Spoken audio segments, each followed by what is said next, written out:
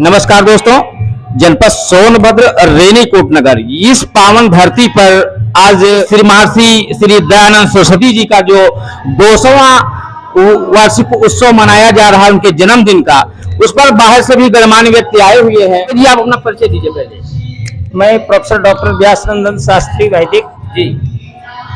अभी मैं BRA बिहार विश्वविद्यालय मुजफ्फरपुर के अंदर अंगीभूत इकाई रामेश्वर महाविद्यालय में संस्कृत का विभाग अध्यक्ष हूँ जी। और लगभग 40 से 45 वर्षों से लगातार आर्य समाज का भी प्रचार प्रसार कर रहा हूँ और वर्तमान में बिहार राज्य आर्य प्रतिनिधि सभा का महामंत्री हूँ जी।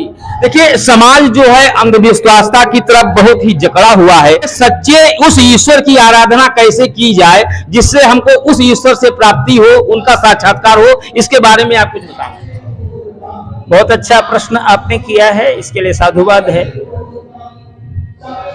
सचमुच वर्तमान स्थिति में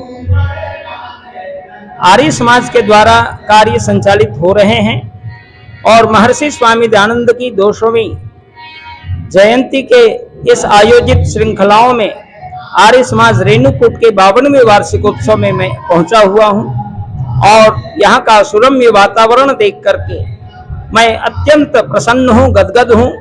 और इस सुंदर वातावरण में, सुरम्य वातावरण के अंदर बैठ करके हम उन ऋषि मुनियों की याद कर रहे हैं जिस समय हमारे ऋषि मुनि वेद के आधार पर जीवन जिया करते थे।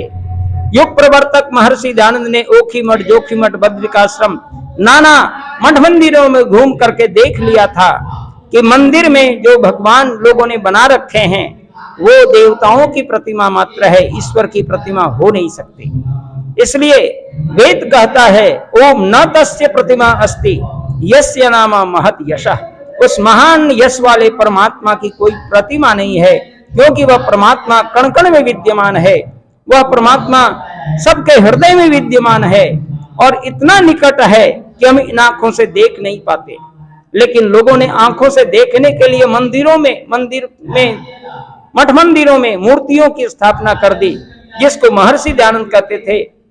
जो आर्य समाज के ऋषि हैं, आर्य समाज के संस्थापक हैं, उन्होंने ऐलान किया था कि मठ मंदिरों में ईश्वर कभी वास नहीं करता, वो आपके अंदर में विद्यमान है। लेकिन यह भी सच है कि परमात्मा जब कण कण में विद्यमान है तो मूर्ति में भी होगी जी।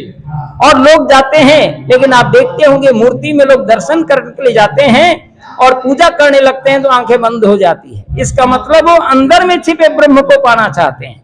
मठ मंदिर में यदि हम उस ईश्वर से मिलना चाहते हैं तो हम इन आंखों से मूर्तियों को मात्र देखें, और लेकिन हम देखते हैं कि मठ मंदिर में बैठे हुए लोग भी आंखें बंद करके उस ईश्वर की पूजा में लीन हो जाते हैं। सचमुच वही ईश्वर की वह पूजा है जो वेदों में स्पष्ट कहा गया है, और वेदों में स्पष्ट यह कहा गया है कि परमात्मा हमारे हृदय में विद्यमान है। स्वयं परमात्मा ने मंदिर बना रखा है। अष्टाचक्रा नवद्वारा देवानांकुर अयोध्या तस्याम हिरण्यः कोशः स्वर्गो ज्योतिषावृतः। 8 चक्र और 9 द्वार वाली ये मानव चोला है, जिसमें मूलाधार, स्वाधिष्ठान, मणिपुर, गुहा, हृदय, अनाहत, आज्ञा और सहस्रार, ये 8 चक्र बने हुए हैं। और नवद्वारा हमारे मुख के द्वार हैं, नासिका के 2 छिद्र हैं, आंख के 2 छिद्र हैं, कान के 2 छिद्र हैं। ये 7 हमारे छिद्र हैं जो द्वार के रूप में हैं, और 2 अधः द्वार है, मण द्वार और मूत्र द्वार। ये अद्भुत मंदिर है। इसमें हृदय रूपी कोश में परमात्मा और आत्मा दोनों का वास है, और दोनों मित्रवत हैं, लेकिन दोनों के स्वरूप में अंतर है। परमात्मा सर्वशक्तिमान है, लेकिन आत्मा अल्पज्य है।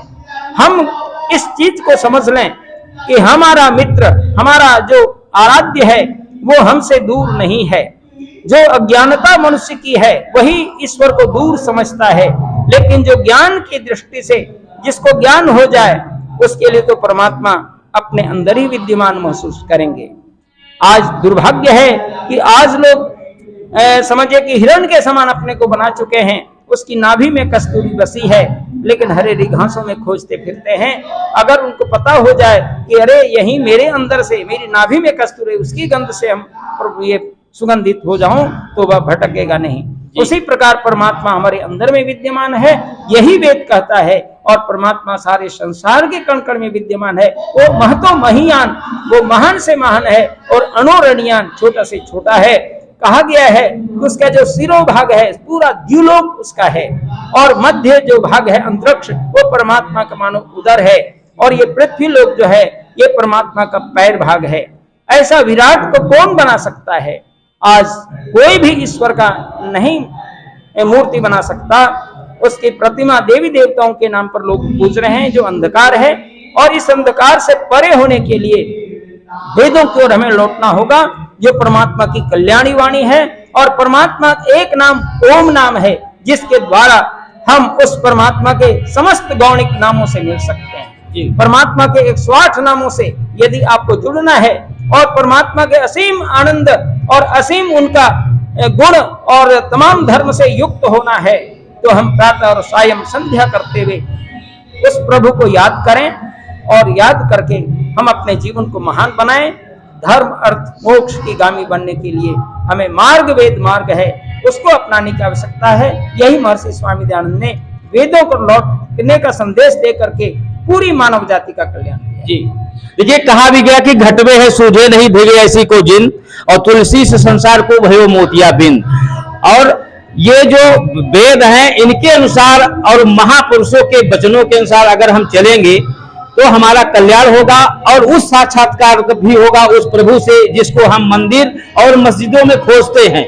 तो काव्य निर्मल मन जन सो मोहि पावा, अमोह कपट छल छिद्र न भावा। बहुत बहुत मैं वंदन करता हूं विद्युत जन का कि इस रेनीकोट की धरा पर आए और यहाँ के लोगों को अपने ज्ञान का रसास्वादन कराए। बहुत बहुत मंगल कामना, बहुत बहुत वंदन।